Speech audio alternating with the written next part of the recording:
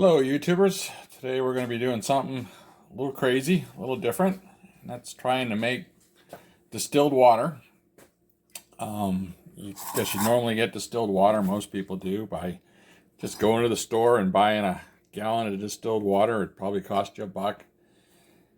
And that's the way I would normally do it, rather than try to go through the process of distilling water. But if shit hits the fan, right, you know where water is going to be. It's going to be not available in the stores, so you won't have any water. And let's just say your water goes down or it's contaminated and you have no electricity, right? A couple things happen there. They do sell electrically powered distillers. They're about $120. They look like a shelf top appliance. I haven't really seen too many of those in a video or done anything like that, but of course they draw quite a bit of energy, and so you would need to be able to have a generator or something to be able to do that. But it's an interesting concept there, but day-to-day use, it's not worth buying it just for probably the amount of distilled water you need. You can just buy jugs.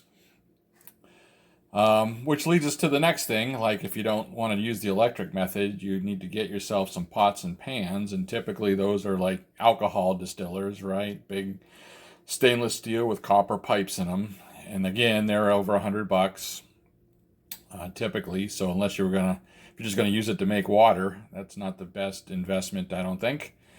But it's nice to have that, I guess, if it's on hand. They're a little bulky.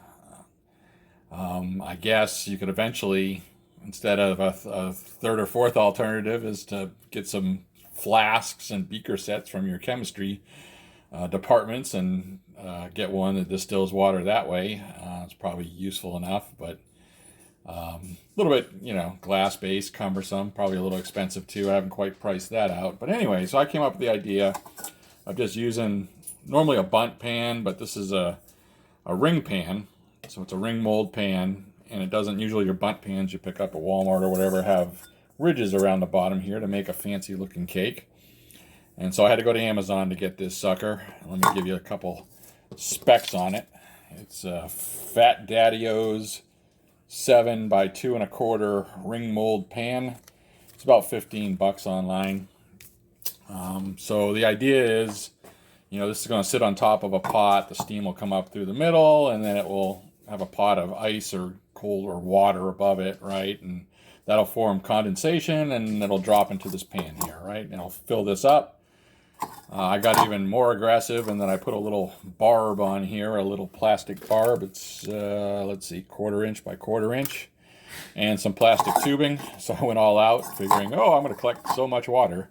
Well, I don't know if I am or not, but we'll see how much water I collect. But, in theory, if you start to fill up, it would spill down that tube, and you could collect it.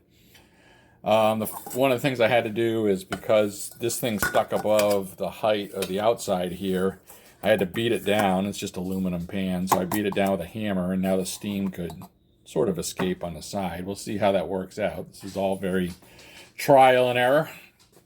I need a sacrificial small pan. I say sacrificial because, eventually that's going to go over a fire. Again, a shit hit the fan situation, you'd build a rocket stove or something out of bricks and, small opening, feed twigs into it and put this on top of it, and you'd be able to boil water and purify it. And if it's salt water, for example, I have a ton of salt water out back, then, I can't really drink that directly. You have to distill it. And of course, distilled water isn't the best for you day to day. It doesn't have the minerals, but we're talking about either an emergency situation or needing distilled water, right? That you can't get it. Should there be a hurricane or whatever. I'm going to use this for right now. It's a crust topper for a pot pie. So it's small in size. It's made to replace aluminum foil, right? I just had these hanging around, so you don't use aluminum foil. You stick this over, and the edge of your crust don't burn. I'm just going to use it as a little bit of a seal here, as opposed to pot on pot. Of course, I'll probably glue these together if it works or something like that. So the idea is you put that there, you fill it up. I got about 3 cups of water in there, hoping to get maybe a cup out of this.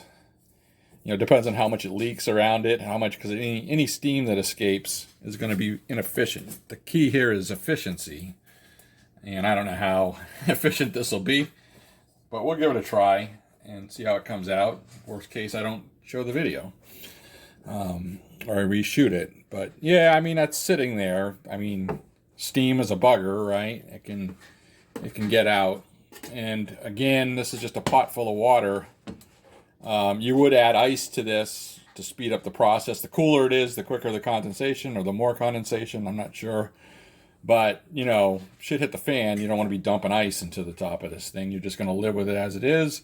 And this seal isn't the greatest either, but I'm going to give it a shot and see how things, maybe I need to counteract that weight a little bit. Nope, that's not going to work. Stick with me, stick with me. All right, whatever. I mean, this might not be the best topper pan, but the idea is if you wanted to continually try to pour this stuff, you know, you could lift this pan off and dump water down the middle and keep feeding it, and that way they'll keep the fire going. You don't have to take it off the fire and cool it down. I think this alone would be okay without the spout. You know, it would collect a cup of water, and then once you know the timing on that, you just have to every 20 minutes dump that out and put some more water in the base pan. And I know it's over a hot fire while you're doing it. But anyways, let me fire it up. And I'm just going to use the electric burner I have in my house here. Hopefully that comes up. Come on, get red. All right, so I don't know how long to go here. I'm going to go 40 minutes maybe. It's 8:40 right now on the little timer thing. So 8:40, yeah, 9:20. I'll come back and take a look. Hopefully it doesn't burn out all the water. Maybe I'll keep an eye on it once in a while here, see if it is leaking somewhere or drastic. But see how much water we collect, right? See how much effort it is to get a cup of distilled water, right? No wonder why it costs $1 for a gallon or whatever. Anyways, let's see how it goes. All right, I'm going to call it there. It's been 35 minutes instead of the 40. Let me turn that off. Afraid I might run out of water down here. I'm definitely hissing steam everywhere. I've been hissing water. Now you can let that fully cool down and condensate, but let's just see. I can see water, a little bit of water in that tube right down there. So that's promising. Safety first. Everything is hot here and stacked up, kind of goofy. Yeah, so obviously I'm dripping a lot of water underneath. I'm dripping it from the pan. That would all condensate. Yeah, good amount of water. Good amount of water there. Better than I expected. Let's just take a look at what this looks like. Oh, it's getting down there, isn't it? So 40 minutes is about the limit. Half an hour. Yeah, almost out of water. I knew that would be getting low. So yeah, promising. Oh, I spilt a little bit on the floor down there, thanks to the hose, but I got a solid cup, full cup of water out of that exercise. So yeah, I probably used half an hour. Probably used 12 cents of electricity to do that. But you know, in an emergency shit hit the fan situation, this is a potential candidate for getting some fresh water out of salt water or murky water. So yeah, hope you enjoyed it.